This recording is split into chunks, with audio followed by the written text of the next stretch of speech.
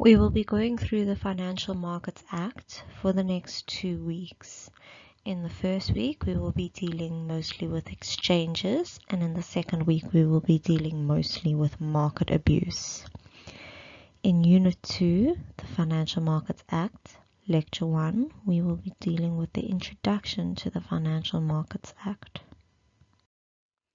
So, the Financial Markets Act replaced the previous Security Services Act. So the Security Services Act was lacking in a lot of aspects, and instead of just making constant amendments to the Act, it replaced the Act completely. So at the moment there are amendments being made to the Financial Markets Act. For example, from the 1st of February there has been an amendment with regards to over-the-counter derivatives.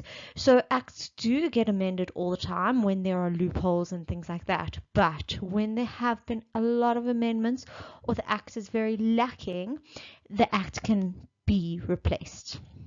So after the financial crisis, it was decided that measures should be put in place in order to try to prevent or mitigate the damage of another financial crisis. So I have put up an article. It is called A Safer Financial Sector to Serve South Africa Better. It is a South African Treasury document. So if you want some background information regarding the Act, this document discusses certain policies that the Treasury would like to deal with. So it gives an overview of the financial sector. Then it looks at policy 1 with regards to financial stability. The second policy is consumer protection and market conduct. The third is financial inclusion. And the fourth is combating financial crime. So we will deal with these aspects with regards to the Financial Markets Act. But for more background information, please have a read with that article. So all acts have objectives. Why was this act tabled in Parliament? Why do we need such an act? What does it want to do? So in Section 2 of the Financial Markets Act, it aims to ensure that our markets are fair, efficient, and transparent.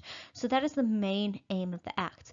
It also wants to increase the confidence in South African markets. So by increasing the confidence, we're also increasing investment in South Africa, stimulating our economy and hoping for economic growth. So it also wants to promote protection of regulated persons, clients, and investors. So you always want to protect the investors, but you don't want to do it at the expense of the regulated parties involved. Reduction of systematic risk.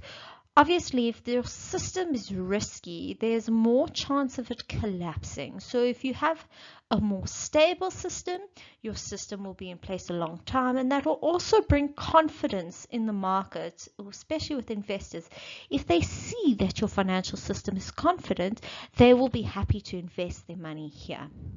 And lastly, we want to promote the international and domestic competitiveness of our markets and our securities.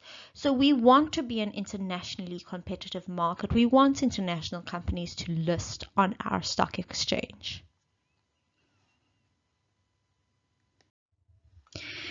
Then there are other important definitions. So with all legislation, Section 1 contains definitions. So you have a whole long list of definitions.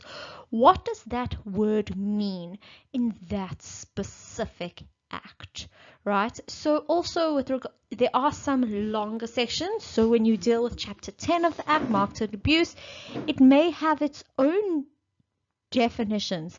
But in terms of the Act, these specific words have that specific meaning. So if you look, I've put a couple of words up there. You can just have a look at the definitions and how they are defined in the Act. One definition that I just wanted to highlight is the definition of securities.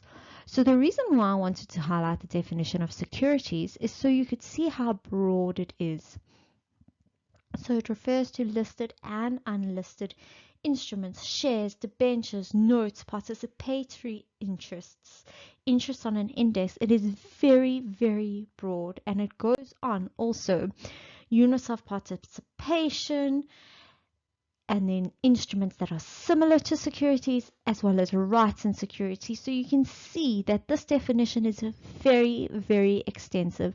And the reason why it is so broad is because the legislature's intention is so that it tries to encompass everything that could be considered a security.